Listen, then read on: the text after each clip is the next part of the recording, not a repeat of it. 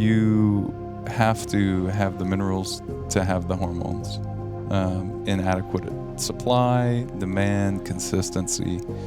And, if you don't, then you'll have, you'll have weight gain, you'll have hair loss, you'll have all the things outwardly that we don't like. And then internally, you'll have malaise, you'll have low energy, you'll have fatigue, you'll have brain fog, you'll have poor sleep rhythms. So really any physical symptom is going to be in part dictated by this world of minerals, because it's the elemental world that we're built of. Even a few hundred years ago, we had a lot less pollutants in the atmosphere, in the air we breathe. And I know a lot of people point toward plastics, but what's even more of a concern is heavy metals, because they stay in the body longer and they're more toxic. This is why people get sick early, and this is why disease exists, because disease doesn't exist when the cells have the nutrients they need.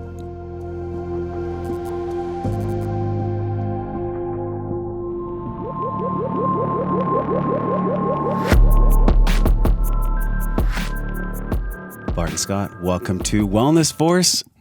Good to see you, brother. Good to be here. I'm so excited what we just did in the sauna.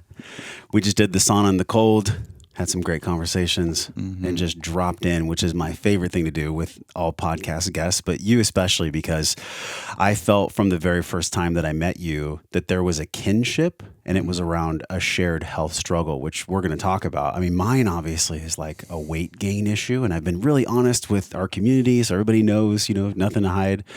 But for yourself, man, people look at you and they're like, wow, he's the leader of a company, he's an entrepreneur, he's in good shape. That was not always the case. Yeah. And there's a direct correlation with hair minerals and with minerals in the body, which we're going to talk about today.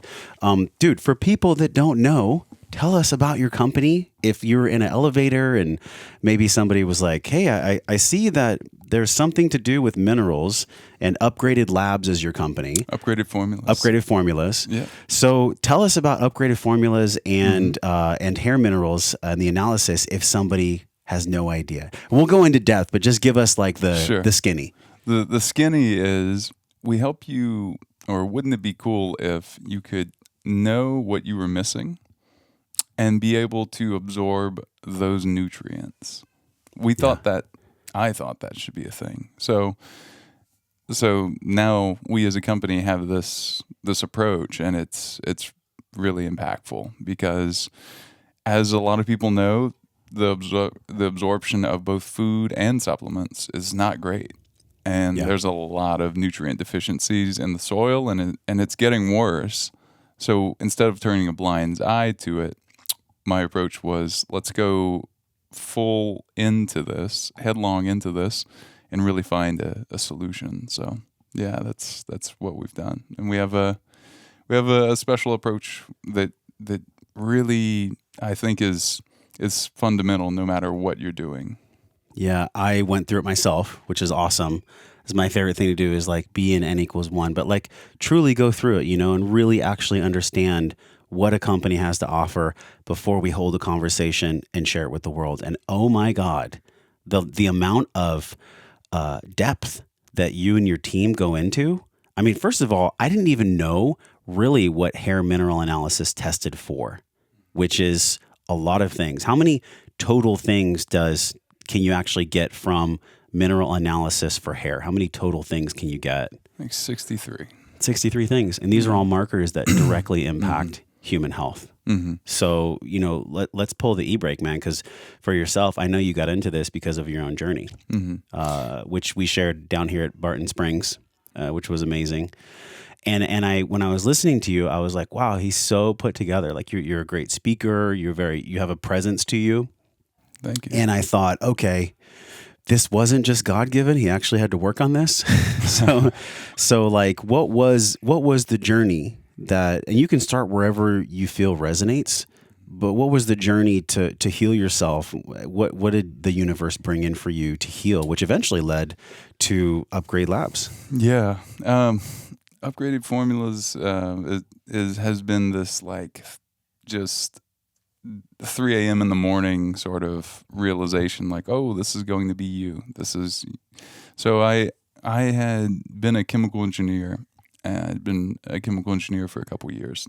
I'd gone through through life, and like a lot of people listening to this, and pushed really hard from the time I was a kid, just like you. And so I felt like I'd always been hustling, always been in a hurry, just to get to the thing that was going to be the magnum opus type thing. And I don't know for sure that this is it, but this feels like it was the door that I had to go through, if anyone can relate to that.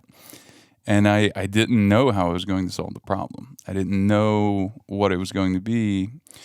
But I had developed a lot of deficiencies from this go, from being a wrestler, competing at a really high level in that sport, and, winning a state championship, and, having a father that had been incredibly successful as a coach in that area. So you're just expected to win a state championship, and that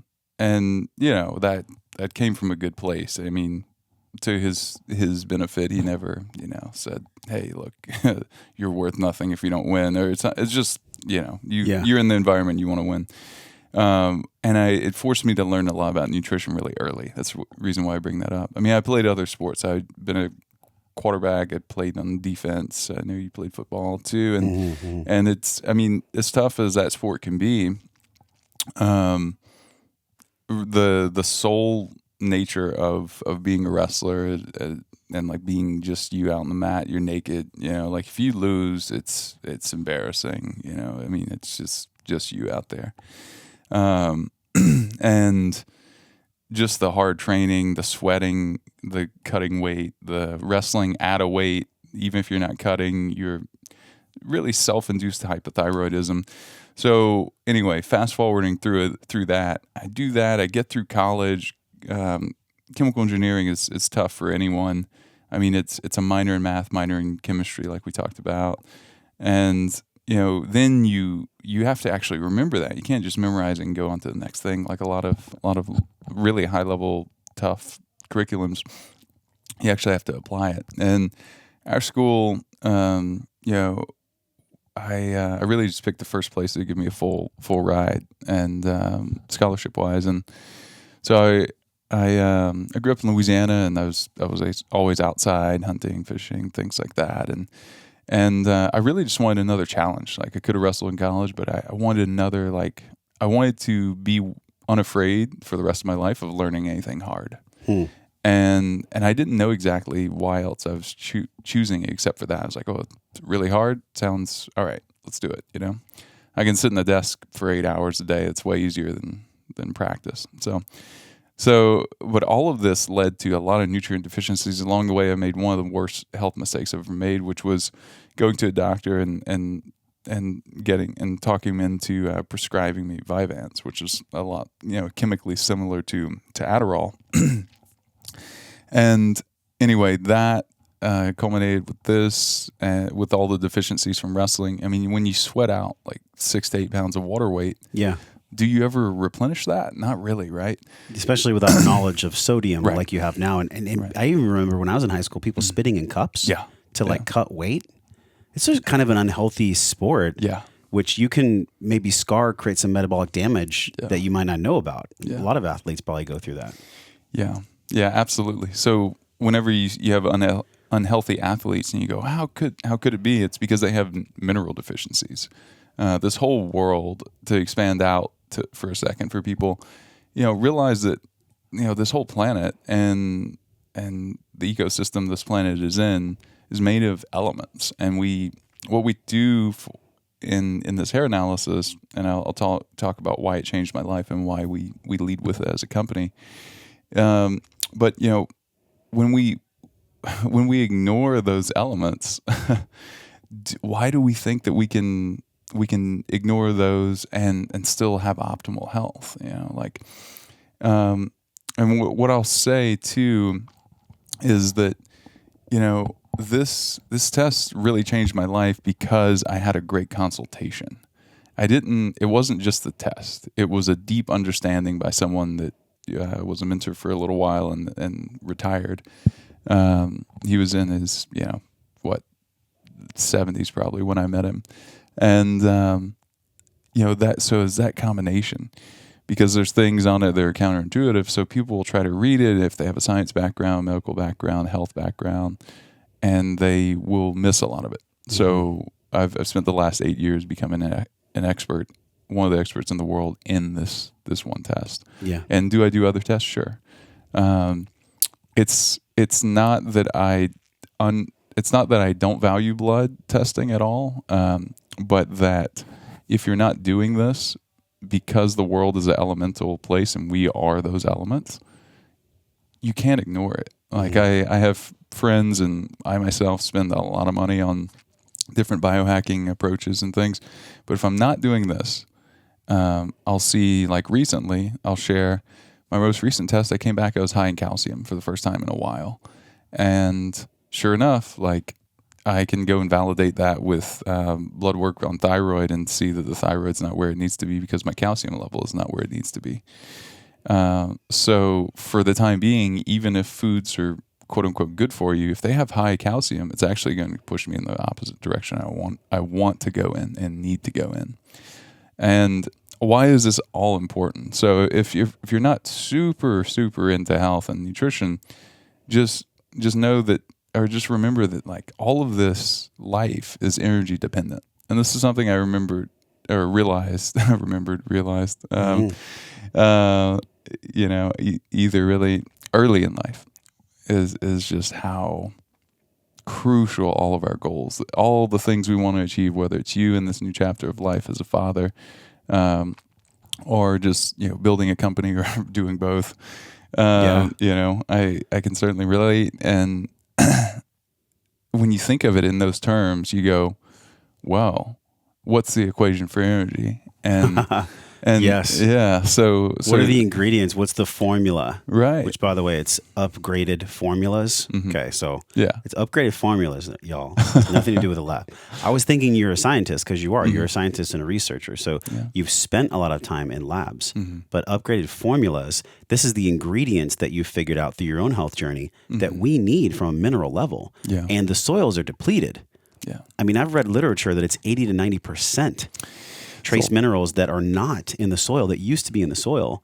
So passing it back to you, like there's a huge frame here for this conversation about minerals specifically, looking at those as nutrients, totally separate from protein, carbs, and fat. Like this is not a macronutrient conversation. This is like the micros that become the macros.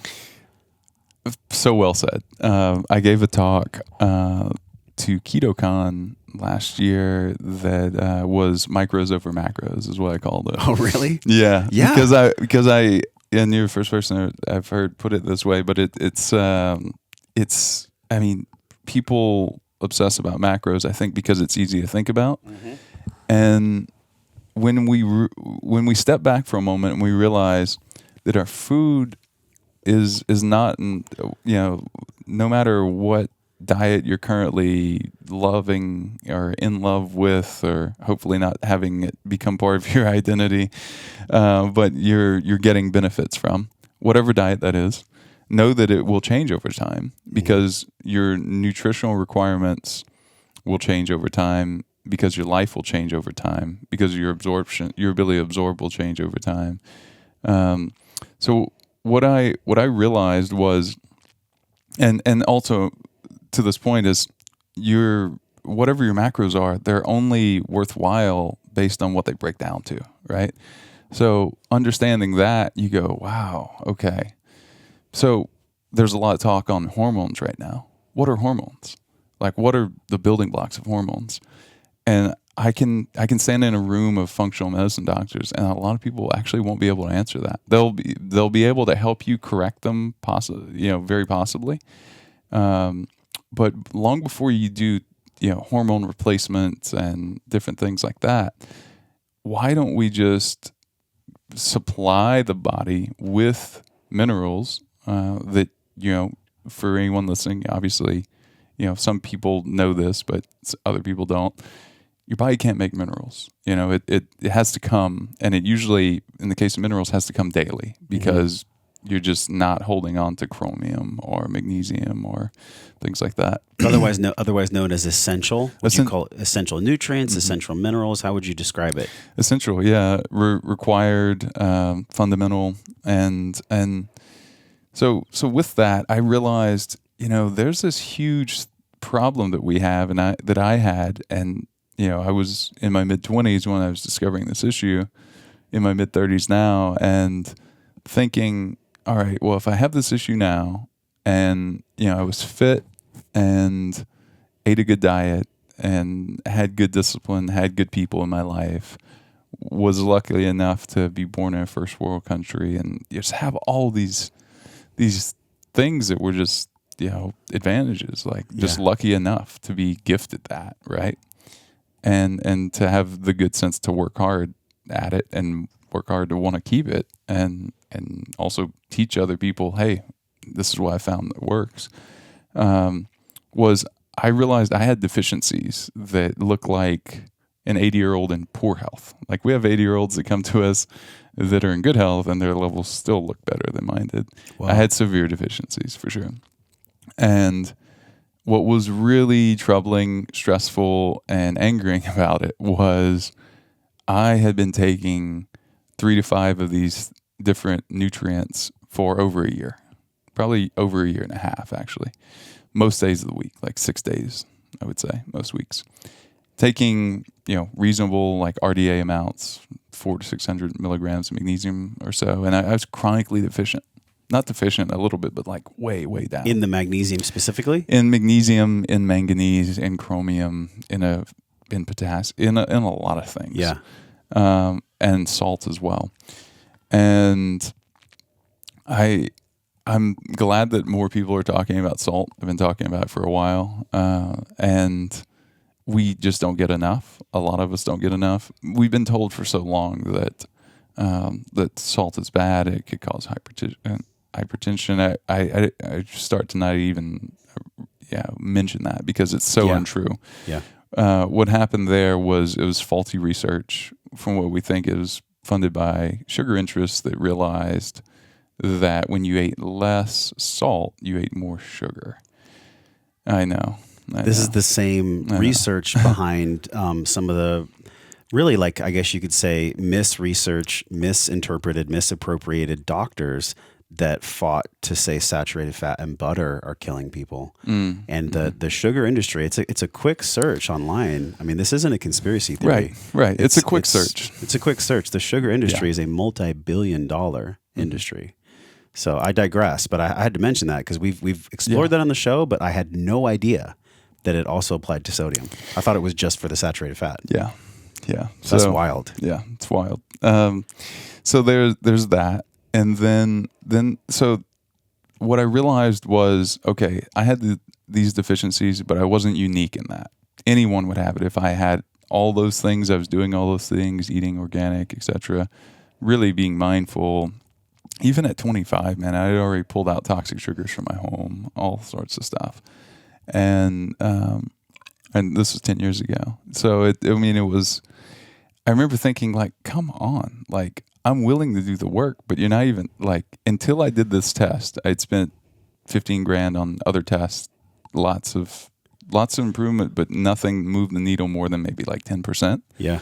I was like, this is not good enough. Again, back to the energy thing. I was thinking, how am I going to write books? How am I going to live a great life? How am I going to achieve a lot of the goals I have a family, all these things, make an impact, make a dent in the universe if I don't have the energy, So I realized that absorption was really, really key. That was an immediate thought. But when I had that amazing consultation, I realized that, he was saying things to me like, Barton, I imagine you haven't remembered your dreams in a while. And I'm going, how do you know that? And he did that 8 or 10 times. And now in consultations, all of our nutritionists that take calls for us walk people through, and they ask that they don't just, say things. They actually listen. They ask questions like these. and they give people these discoveries and realizations. So it's really it's a new lens that you get when you go through a consultation. So it's an important part of what we do. I hopefully will be able to continue to offer that as we grow more and more as a company. But right now we have soon we'll have 6 nutritionists doing that for us. And it's really, really helpful to have someone to talk you through this, because I think it's the most valuable test when interpreted well. Yeah. There's just a lot to it. The one thing I want to jump in and say is that I had a consultation with one of your practitioners, and it was like this slow, methodical process. And I know we're not able to give medical advice, and of course I have to say that, like, we're not giving medical advice, right? But we are talking about wellness and health best practices.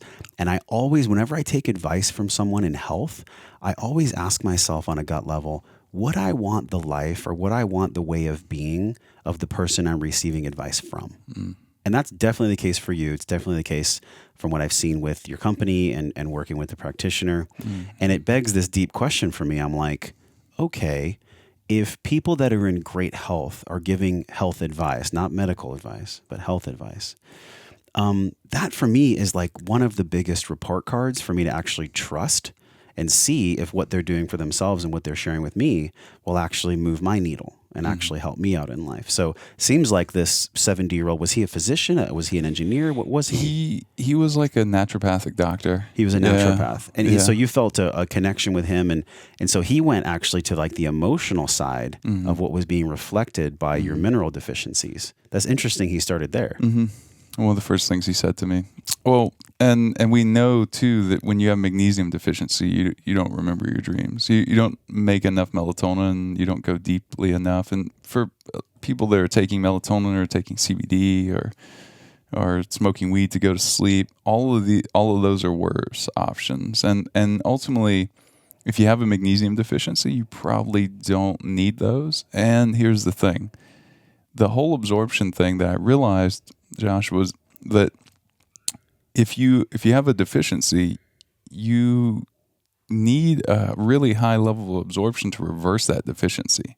You need to be, doing it, daily and taking it in, but you also need consistency, but you also need the tool of better absorption than what I could find. And so, for another year or so, I spent just like, all right, well, maybe I felt like I was already doing good brands, but I'll try other brands. And I'd retest, and the levels wouldn't go anywhere. And that's one way, and one of the reasons why I wanted to keep this test and bring this test and make it more packageable and doable at home. So we have videos, and we've taken it kind of out of the dark ages. And but ultimately, I luckily, a couple things.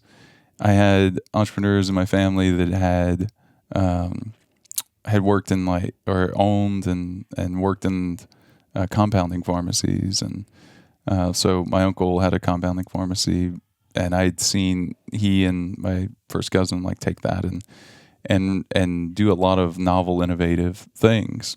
My whole side of that family is really good at chemistry and had an affinity, and I remember thinking that, plus just my affinity for chemistry and just all the the thermodynamics and all the different things.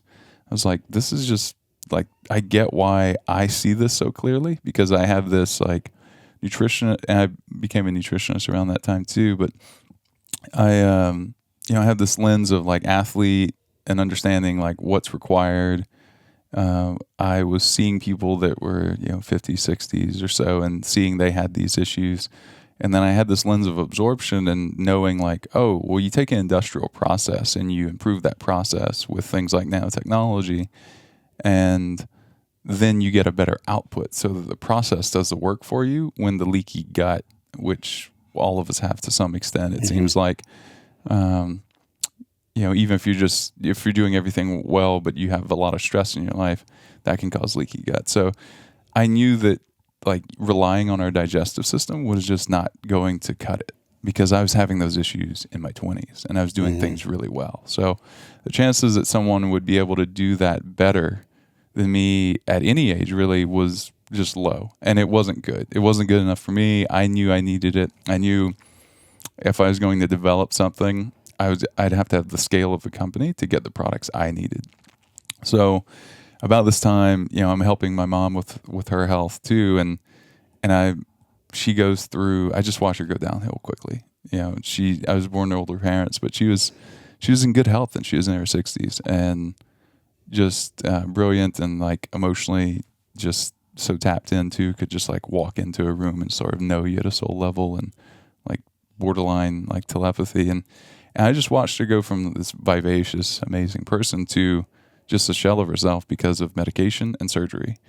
And I still to this day don't think that she had much wrong with her except like calcium imbalance. She had heel spurs and things like that. Calcium, when you have too much of it, it'll develop in the body as stiffness and reduced thyroid function, different things like that. So I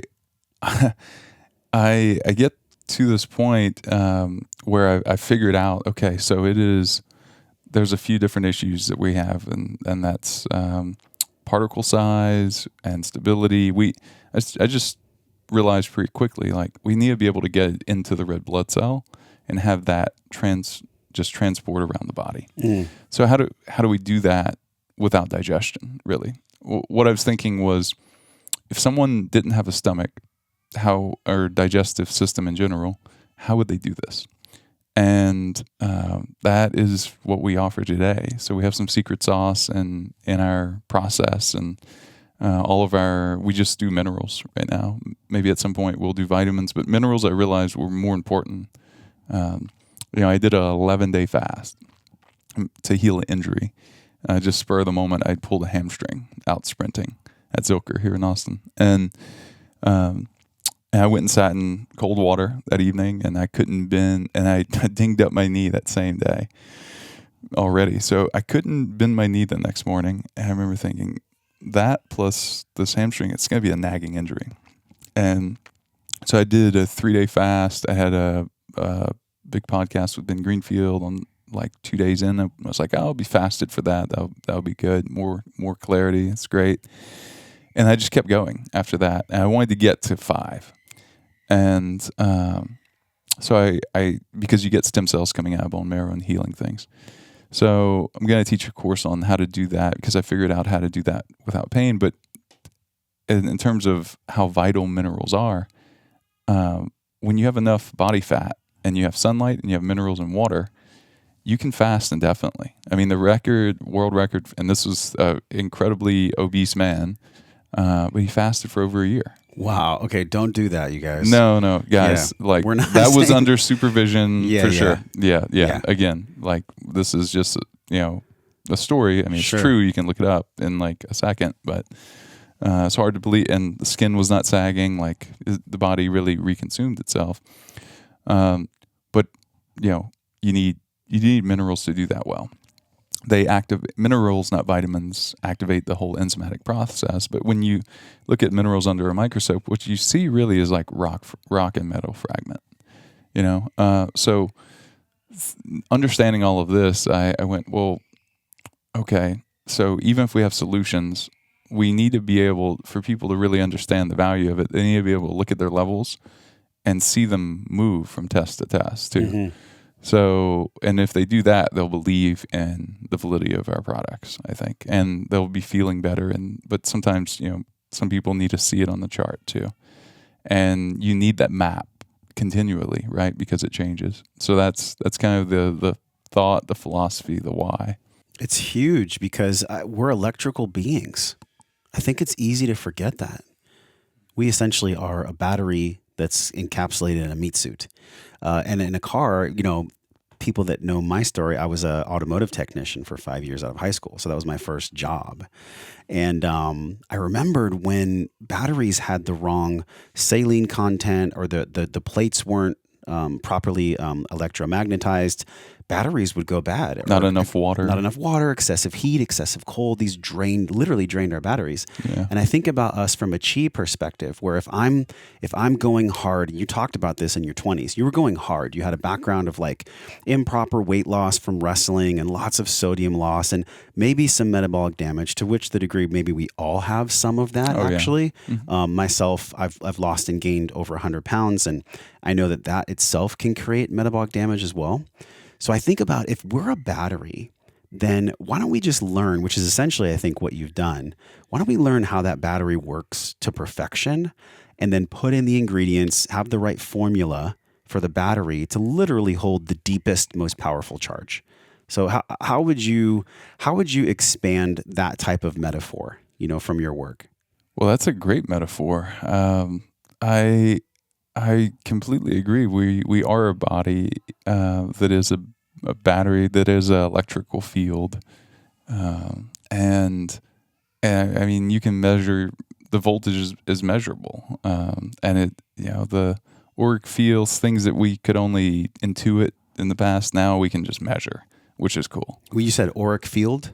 Auric, yeah. Auric field? Mm-hmm. What's the auric field? I've heard of that, but I don't know too much about it. Just like you're like the aura around a person is measurable now. Okay. Maybe similar to Hawkins' work with the frequency scale? I think so. Something like that. I think so. Yeah. Okay. Yeah, exactly. The guy that wrote Power versus Force. Yes. Yeah. So great book. Very recommend it. Also, Letting Go. One of my all-time favorite books. Cool. Yeah, he's got radical wisdom. You told me about that one, and I have it on my list. That's right. Yeah. So from an emotional lens, he was talking about what you're talking about from a scientific lens. Yeah, and one of my things that I've said again and again is that nutrition becomes behavior, or nutrition becomes personality. And it's a feedback loop, right? So he's right, I'm right. We're saying the same thing from the the mirror image, I really believe, And we can look at your test results here and see, and everyone has things that they can improve. That's the whole reason why we test. This is my battery on paper. Yeah, exactly. This is battery on paper. I did this because I wanted to be in integrity, and there were some interesting findings. Yeah. So I thought, what a cool experience to actually share this with everyone. The 60 plus minerals that are tested, and also the ratios. So let's dive into this, because there's the ratios, there's the amounts, but you were telling me when we were in the sauna, it's actually not smart to just look at singular elements. Right. Because if you do that, you could be kind of chasing a rabbit down a hole, but the ratios are the most important thing. So can you expand on the ratios? Absolutely. And especially as it relates to what you said about batteries, what you said about emotions. So there's a number of different ratios that we could go into. For time's sake today, we won't go into all of it or anything, but we can talk about one ratio, which is sodium to potassium. This is influenced by a number of different minerals in the body. That's the thing. It's not just isolated with these, but there are certain lead dominoes that we look at.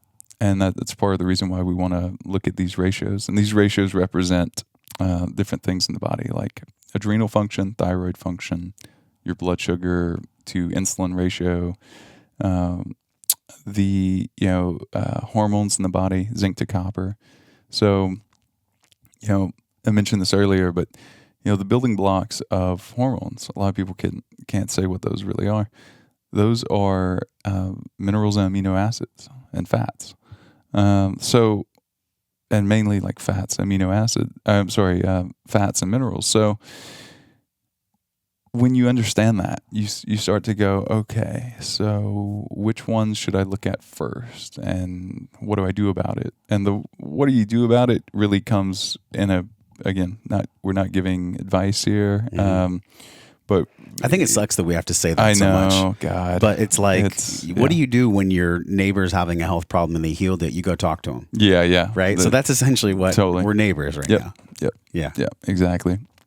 And so in that case, we could look at zinc to copper. And what's really cool, I think you'll find this fascinating, and I feel confident that people haven't heard this before, is there's a certain property to zinc and certain property to copper. And zinc is a very, copper is very feminine and zinc's very masculine. Iron is very masculine. It kind of just like intuitively makes sense when I say that about iron. People think like Iron Age, like swords, things like that, right? Iron's kind of a more like archaic thing that can lead to a lot of anger too. So I'm not telling people not to eat a lot of red meat, but it's something to be cautious of, because I've seen both people's reactions and how they show up when they eat a lot of meat. And granted, I've gone carnivore for like 10 days straight before, had some good results with it. But all of these things are just tools to serve you, not things to attach to. Mm-hmm. And you ultimately want to be testing your levels, because again, what is it good for if you don't know to what extent it's breaking down the body? Or maybe your stomach acid's too low and you could be absorbing more of it. So, but when it comes to that, I've seen iron levels be high. I've seen people that eat, I'm not advocating for like plant-based either, but you just you want balance, you want to be seeking balance, and you want to be measuring balance and not just trying to intuit, because your intuition will lead you wrong if you don't support it with data, and it will lead you to better and better places if you support it with data. So you get this nice spiral upward, right? But I've seen people, to just say it straight away, that eat meat all the time, like if they're just, that's the only thing they do, and they are just really tough to be around sometimes, like really angry, or like sort of like fly off the cuff, or be like, very heated, like heated arguments, things like that. That can be difficult for any relationship they're trying to have. So again, what are your, is it just about getting abs? Like, because that can be a good, like that can be an outcome. And is it also good to have a balanced relationship, where you have a little more space between stimulus and response? Yeah. Right. And we've talked about this before too. And so the minerals actually can guide our emotions without us knowing it. So we can start to feel sad, feel depressed, feel angry, feel disconnected. And it can be traced back to these minerals. Yeah. So for example, zinc is like a more evolved version of iron. It's analytical, and so it's masculine in that way. Copper is very feminine, very creative. Too much of either one, not great. If you have for example, a very high zinc woman, and you have a very high copper guy, and this is, by the way, not a life sentence. This is this can change in 90 days or less. This can change in 30 days. This can change really quickly if you have copper pipes and you're like suddenly ingesting a lot of cacao and a lot of foods rich in copper, avocado, etc. People can look up a list of foods high in blank. But again, the soil is depleted, so you never really know. We're third-party testing every batch for purity and potency, so we know like, hey, it's going to have this much copper, it's going to have this much zinc, and I've put some blends together as well. But when you have, let's say, a woman that's very high zinc and a guy that's high copper, you have a guy that, when we're looking at traditional roles, for example, of polarity, that's opposite, right? That's, so maybe they started out opposite, where he was high zinc, or just maybe they were both pretty balanced, and then they, started changing their diets and things, and now they're this other end of the spectrum. Polarity is going to go because hormones are going. Those two elements dictate levels of, like, measurable serum levels in the blood of zinc, progesterone. Zinc is dictating progesterone, testosterone. Copper is dictating estrogen. When you say dictating, what's the relationship here? Because I know about hormone imbalance, and in functional medicine, there's a term called the pregnenolone steal, which is like the master hormone, and then everything's built from there. Right. So what is the relationship of the minerals, like you've been discussing, to the hormones themselves, because they're radically different. And I think people get hormones and minerals confused. I've seen that happen. So if you were to look at it on a triangle for a metaphor, would the hormones be above or below the minerals, or is it more of a feedback loop? It's a feedback loop. Yeah. It would be like 2D and then a feedback of minerals producing hormones. So you can't reduce adequate levels of any of it without those minerals. Okay. Yeah. So to that extent, you're influencing because you're putting more into the system. So you're dictating the output, or dictating the input and measuring the output. And so that's one thing that we can look at, and you're in good standing there, ratio wise, which is great. Like you're a little above ideal and if you want to skew one way, it's this way where you're more zinc. You're higher zinc than you are copper as a guy. Which means that emotionally I would be a little more analytical than like ungrounded creative, which would be low. Okay. But if you're individually really high in copper, then that wouldn't be great. So, in these particular results, I actually would have you supplementing both zinc and copper though, because you can improve, you're a little low on both of them, but again, ratios matter more than individuals. Okay. So that's, and then, again, it's going to change from, every 60 to 90 days. So, because you're changing the inputs to the system. So there's that. And then it's different for you in terms of intake. How often are you supplementing? What are your levels to start with? What are the other environmental things, life things you have going on? The other one that there's a couple. We can talk about one that's very much a thyroid ratio that you have. And then there's two different ways we look at adrenals. The one that we talked about a bit in the sauna earlier was sodium to potassium.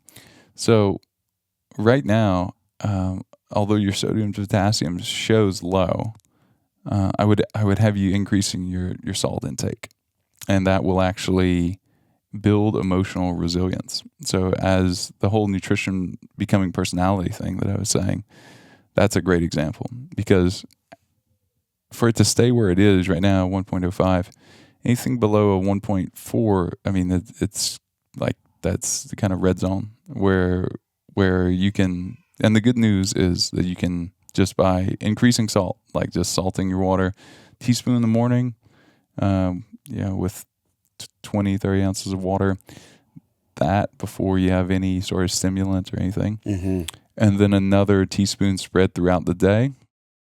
And this is good quality salt, obviously.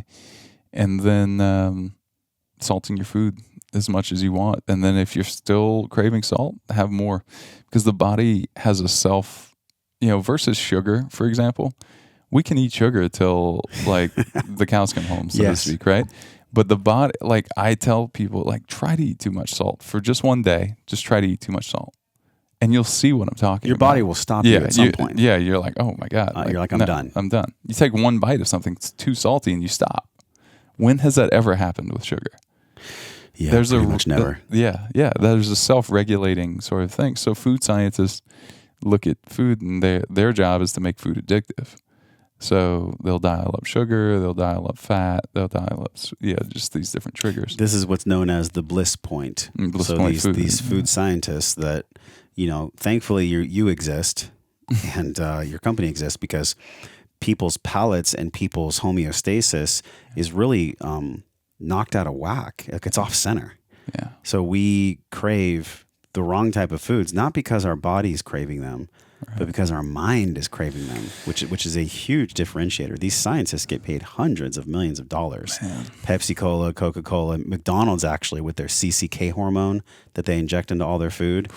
Just enough sugar, just enough salt, the bliss point. It's why Dr. Pepper's recipe is like held in a safe somewhere, because they spent millions of dollars figuring out how to addict people. So it's a massive conversation that we can't get too deep into now. Right. But Lauren's going to link a few shows right here if you guys want to learn about that bliss point. But you guys can heal that. You can help to support the healing of that and bring people more back to homeostasis, more back to center. Right. Yes, absolutely. Because when you get your sodium and potassium levels, which, you also need to increase your potassium levels too. Like, I want you to take in basically as much potassium as you can get. To put it in perspective, if you ate 10 bananas, you would get to your potassium level in a day. Anyone, right? In a day, and that would be one day, and you'd have to do it the next day. 10 bananas. So supplementing potassium is something that really just most people should be doing. 2% of people get enough potassium. That's another way to say it. On a daily basis. 2%.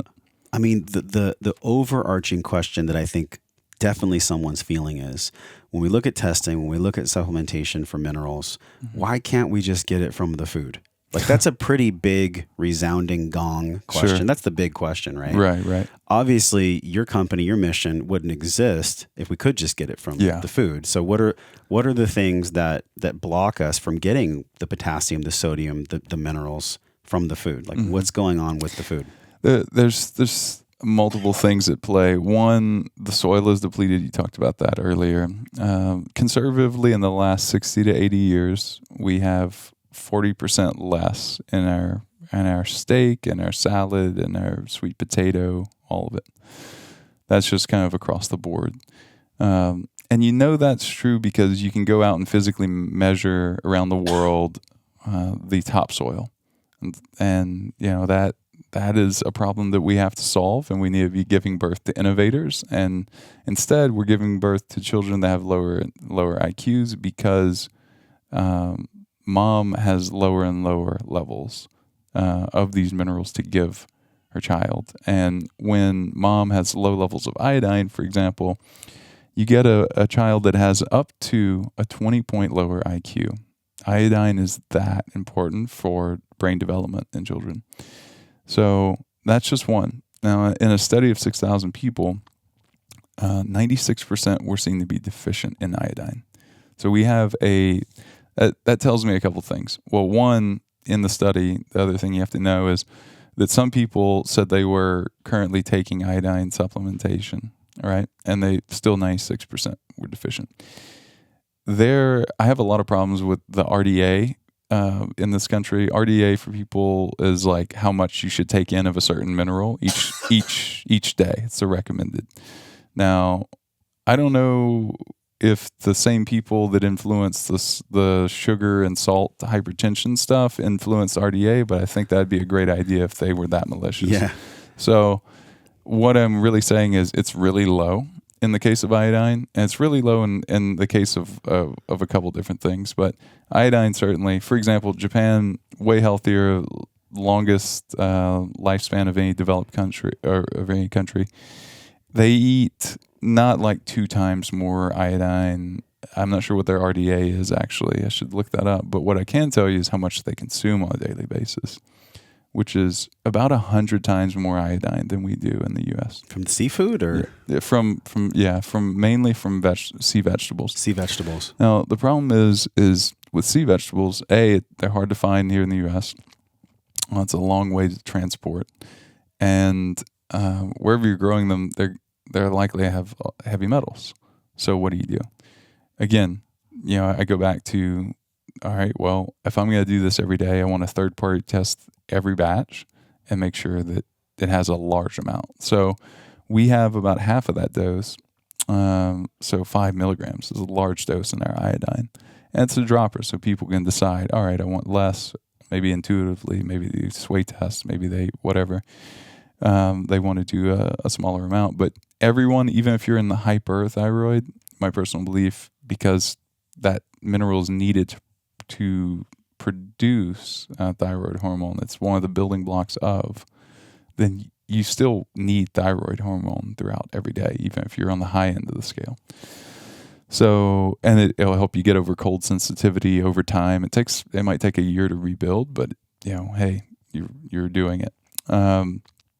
Anyway, so that was kind of a tangent, but a lot of good things to talk about there.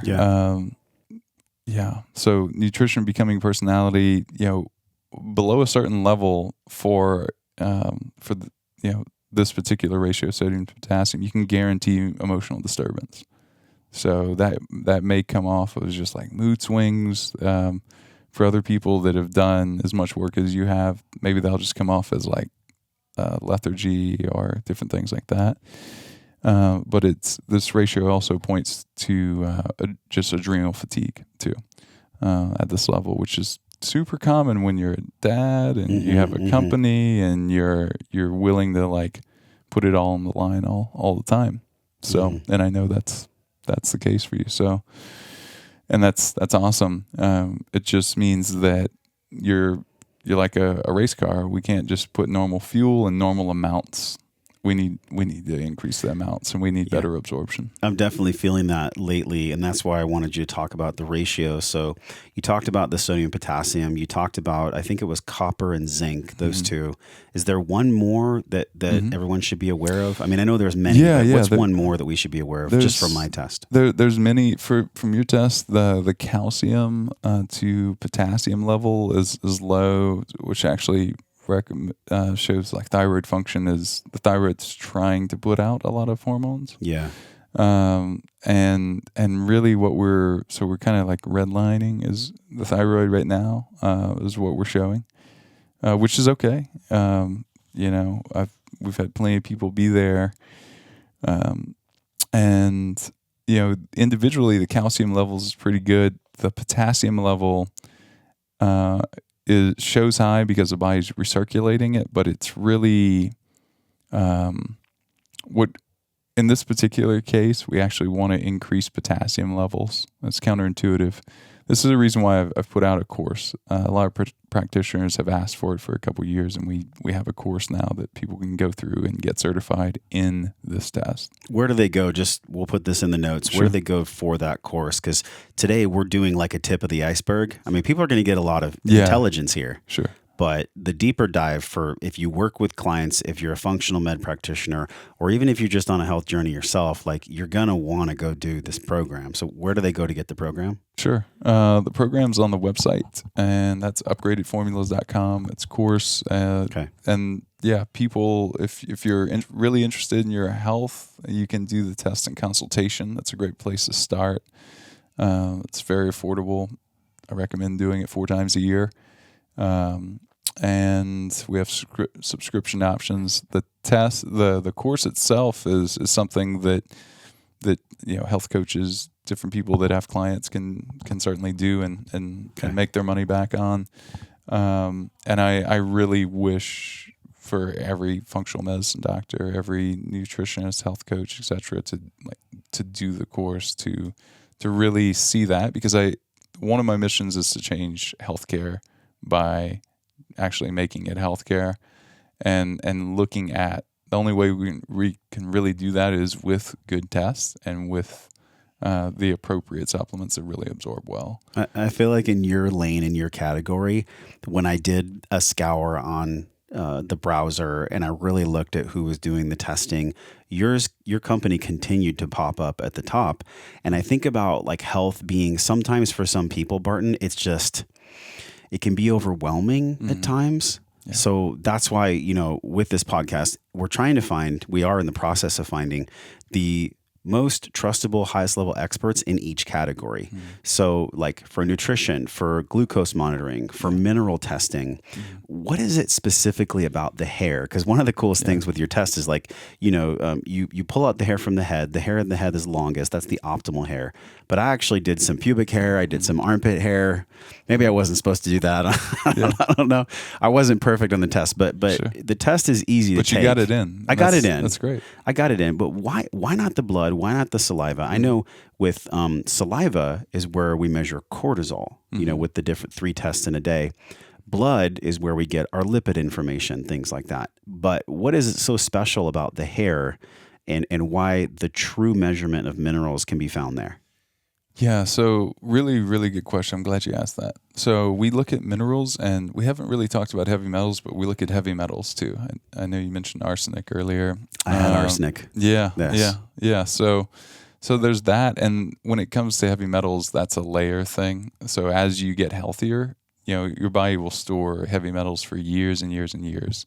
So even back 10 years ago, if you had an exposure, body might siphon that away because it wasn't safe enough then to detoxify. It would have overwhelmed the system. Our bodies are so incredibly innately intelligent that they know, like, hey, now's not a good time. And also, as you get healthier, you'll see some of these heavy metals kind of peeling onion type thing. It starts to unravel, and that starts to come out more and more. But right now, yeah, we're seeing that, which could be CBD, could be, there's a lot of different things. Could be water supply.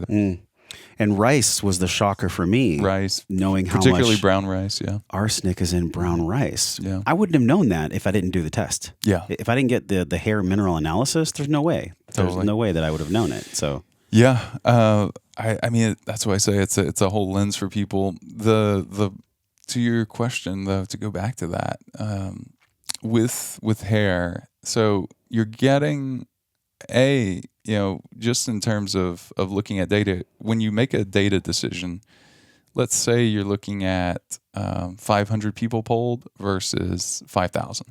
We want to go with the 5,000. That's a better average, right? Okay. So we do the same thing with hair. We, instead of a day's worth of data with blood, and you can continue to do blood testing, but this is a layer on top if it's your practice of something else you can offer people or do yourself.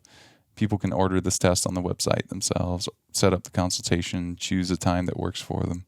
We try to make it accessible so that people can really take, this is one of my other missions, like I really want to empower people, feel like they have control over their own health and they don't have to go to someone else to really do it for them and kind of like ask permission. Yeah. That keeps a lot of people that are like very sovereign, in their choice, in their choices, like away from health. I think it reminds me, sorry to interrupt you, it reminds me of this joke that Bill Maher said, because all the pharmaceutical companies where they're like, ask your doctor if sex is good for you. and he goes, ask your doctor if getting off your ass is good for you. And it's so funny though, because it's a joke of, unfortunately, the sad truth where we have been trained for so long, probably since the 70s and 1980s, to literally ask your doctor for everything as if your doctor is a god. Right. And many times when you go to a physician, they're overweight themselves, they're dealing with hypertension, like they're dealing with stress. Yeah. And it goes back to what I was telling you before, like I only want to get health advice from people that are healthy because they know how to do that for themselves. So back to you on this hair mineral and why it's so special for the hair. What I heard from you is it's a storage vehicle for like checking your levels over time. Blood might be a snapshot of today, but the heavy metals aren't found in the blood; they're found in the hair. Yeah, after about 30 days, you won't see lead in the blood anymore, even if you had a acute exposure. After about like 32 days is what the research had showed. So that's one thing. Also, when you take even like a half inch of hair, and this is closest to the scalp or closest to the skin, wherever you're taking on the body. And we need a certain amount, and we describe all of that really clearly in the kit and online on the page, and people can see those details later. So I'll skip that. But the thing that's really important to understand is that when you look at even a half inch of hair, that has 1,000 times more data, and than a day's worth of data with blood. So when you finally measure that statistical average, and they measure it twice in the labs that we work with, you get a much clearer representation of what's actually happening. Mm-hmm. So that's huge. And then, I mean, there's just a lot of other advantages too. Well, cost being one of them. If we tried to do all of these different things, we'd have to pull a lot of blood, and some people aren't comfortable with that. And it would cost a lot of money because you would be looking at all these and you wouldn't have a ratio. You'd have to like try to do ratios yourself. And that sounds really complicated. Yeah, it would be it would not be. No. Yeah. It would be a full-time job. Okay. So there's that. And then you wouldn't have the ratios to heavy metals, minerals to heavy metals too, which certain minerals can help push out certain heavy metals. And that's really the safest way to detox. Forget spending thousands and thousands on detox like chelation therapy, which can leave kind of like essentially holes where just more heavy metals can accumulate, and certainly mineral deficiencies in the process. And you have to do it in person, and it's IV, and it's just, I personally value my time too much to do that. And some would say it's ineffective. Other people would say it's dangerous. And yet that's kind of like the push when people are like found to have heavy metals, if they're not doing this, which is a natural cycling of using minerals that are meant to displace in the body naturally, things like cadmium and mercury and lead. How much of this were we getting 500 to 1,000 years ago when we were eating animals, when we were living off the land? I mean, maybe there wasn't so much of an imbalance. How many people would you say? You mentioned 96% of people were low in magnesium. Was that iodine? Iodine, and I'm sure the magnesium levels up there as well. Yeah. So 80. We know the food, and this isn't to like paint some dark story, because obviously you're bringing solutions, but we have to talk about what's really going on. The reality of current, in the reality, like how many people would you say? I mean, I'm sure you looked at a lot of data sets. Mm-hmm. How many people have just general deficiencies of minerals? Maybe the top 4, the top 5. So we know this stat before I even cite it is on the low level because it's CDC. It's going to be conservative. 90% of people, they said, had 10 or more deficiencies. Okay. So that's enough. That's basically almost everyone. Yeah.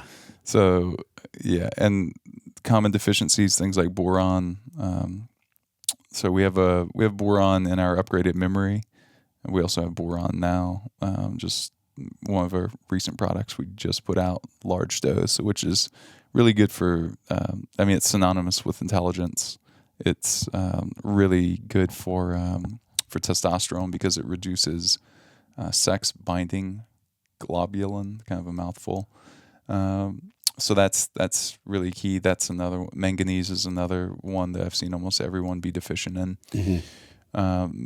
Manganese is, we have that as a separate product, which helps with recovery after workouts.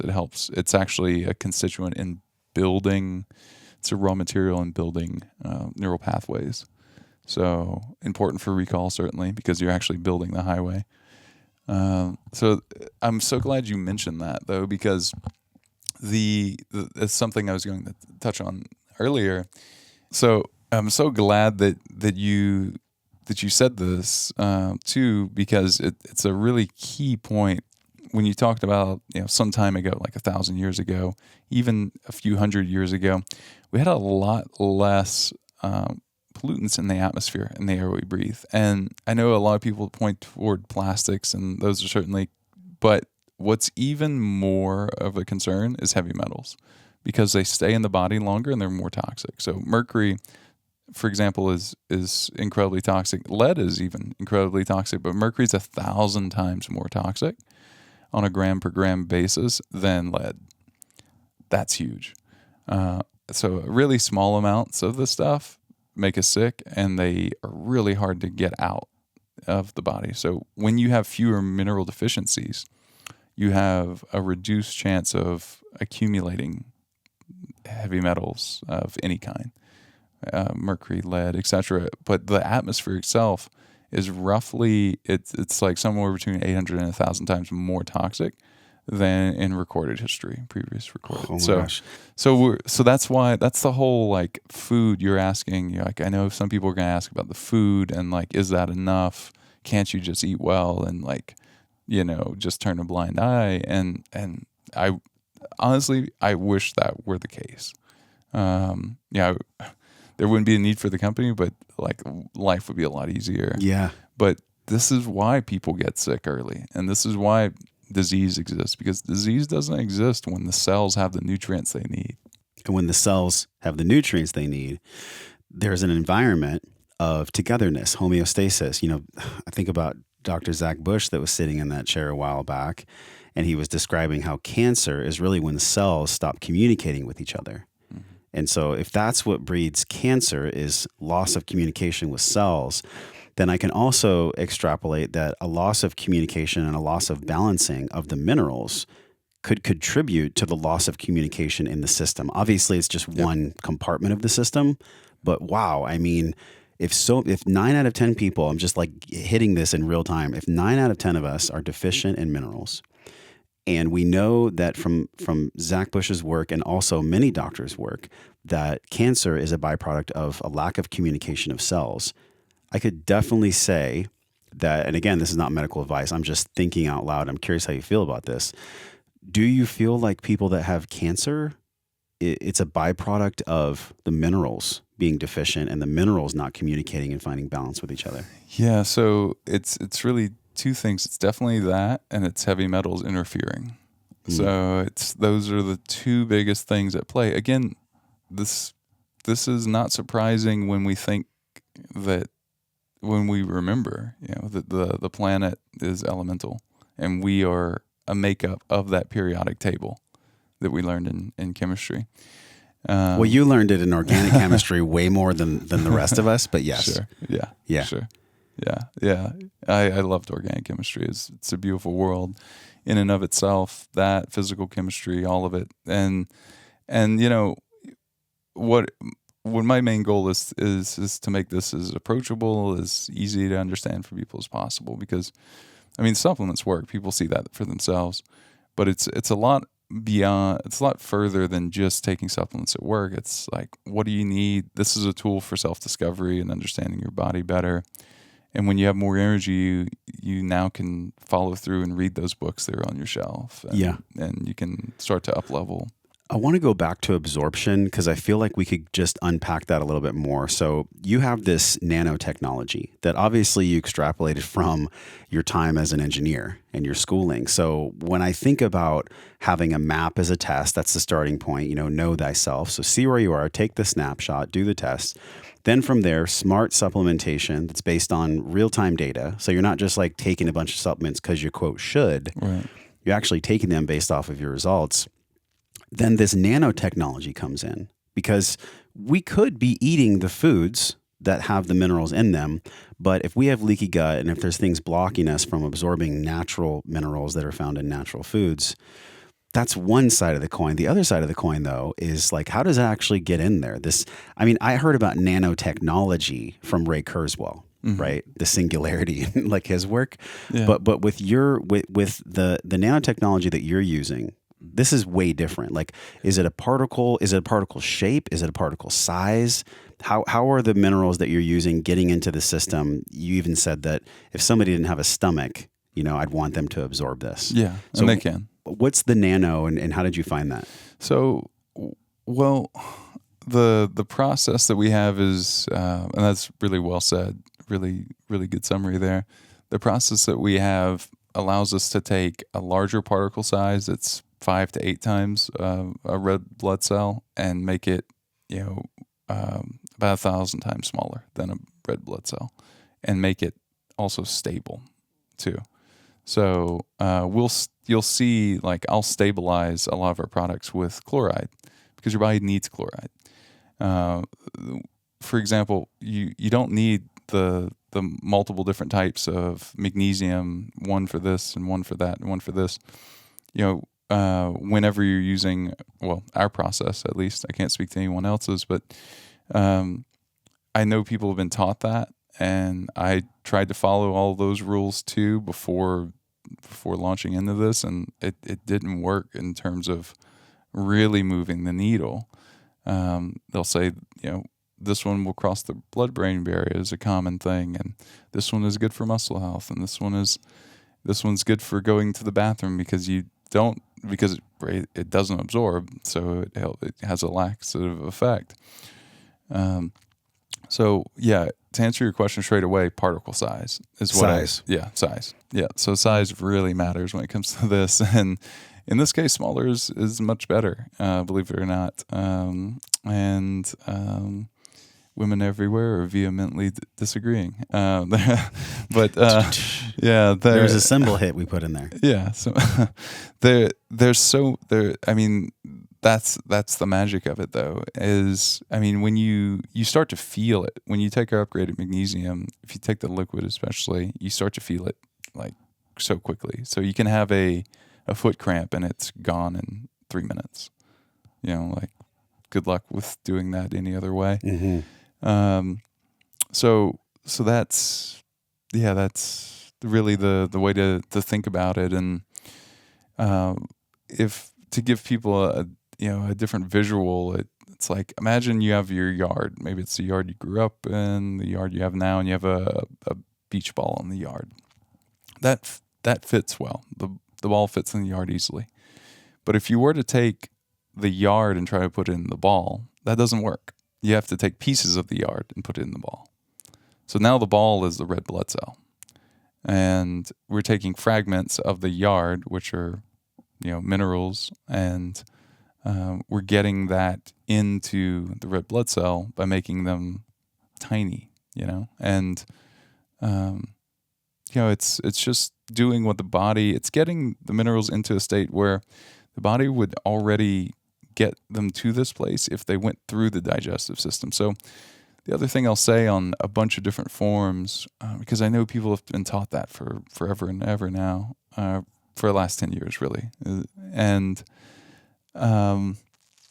what I'll say is that just know that when you eat, a certain food that has magnesium in it, for example, your body deals with magnesium in that food, and it doesn't go, oh, you got to give me 3 and 8 because I'm going to power the brain later. It's like, no, it takes that, and then it digests it, and then you absorb the magnesium into the red blood cells, and you distribute it throughout the body. And of course, then it's crossed the blood-brain barrier, and it's useful everywhere.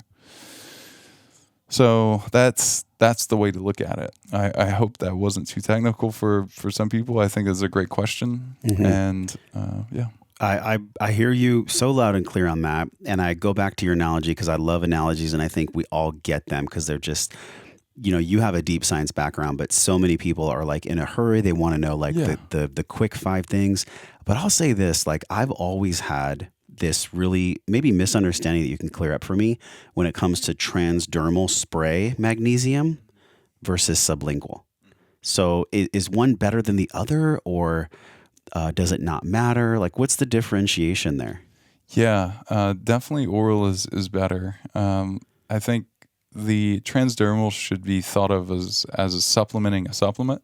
Okay. And that is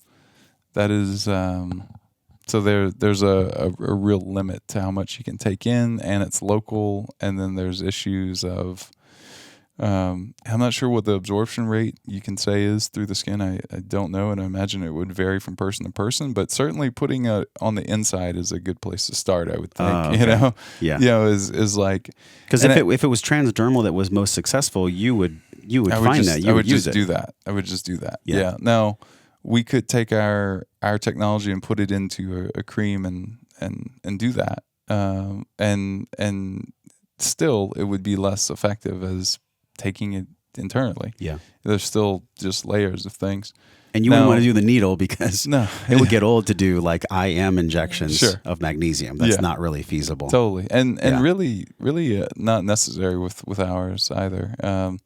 It's just IV or IM wouldn't even be needed. We get old quickly though. Yeah.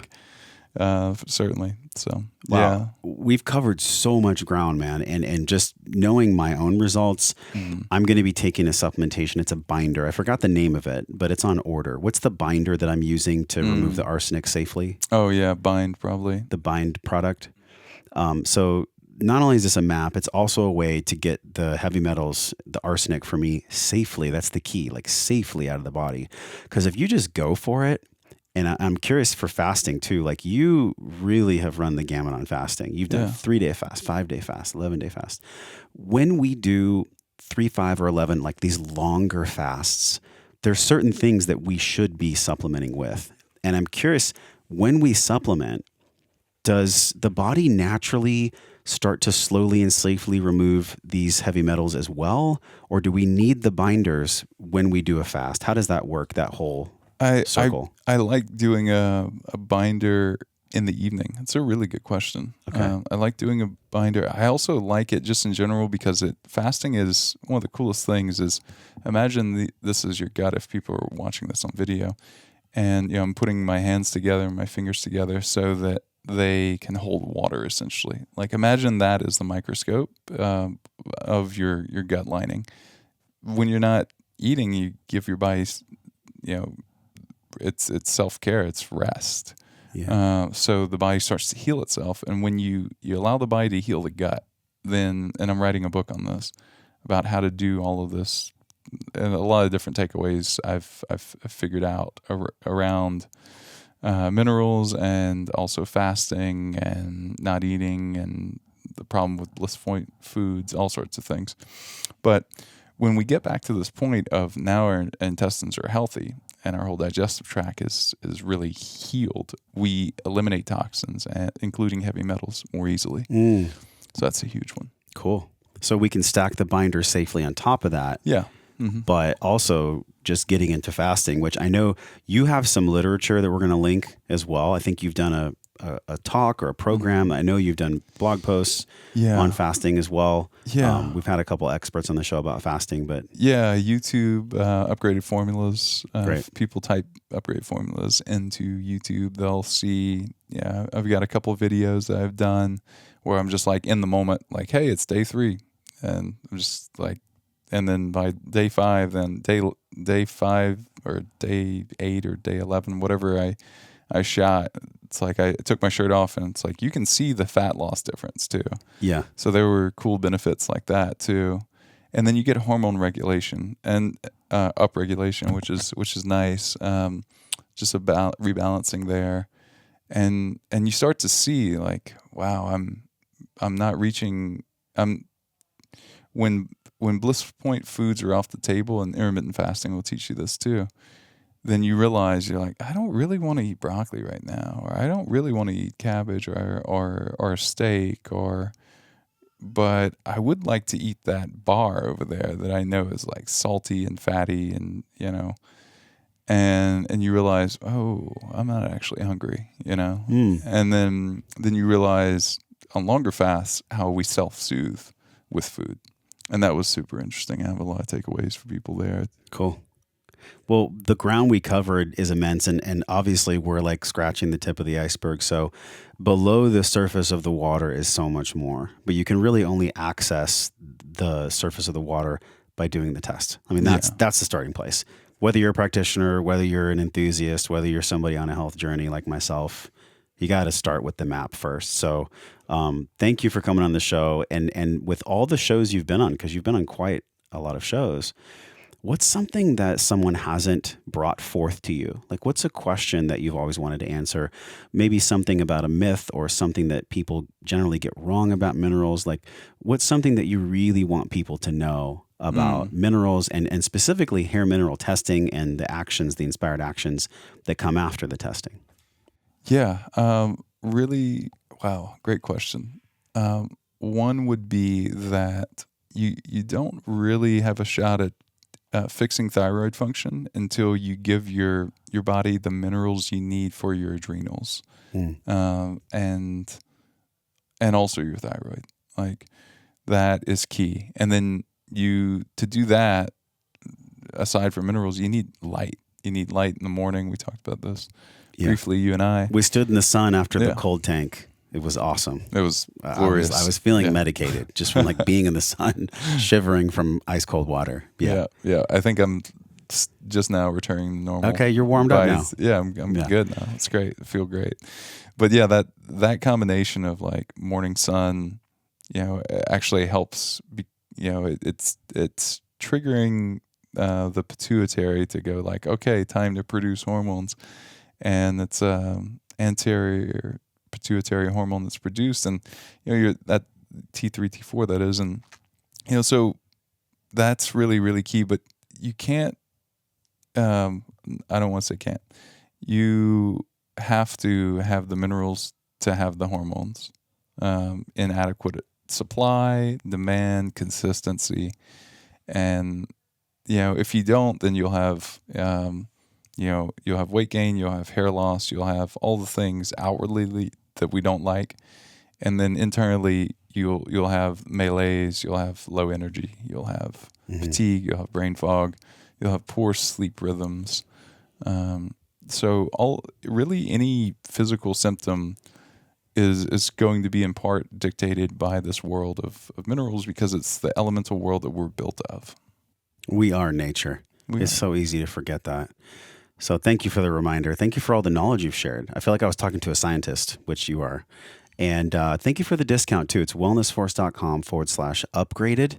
We have a great discount that you gave to our audience. So thank you very much. Also, I want to say, like, I'm going to be doing this process for myself. So you guys can learn with me. So wellnessforce.com/upgraded. And as we say goodbye, you know, this world that you've been in for so long of science, there's also emotional intelligence here too. So at the intersection of like all your education, your science, your personal story, you know, overcoming, helping people, how do you see wellness? You know, what do you define as wellness? What does that mean when Barton lives well? Love it. I would say when you have the mental, physical, emotional, spiritual bandwidth to achieve what you want to achieve.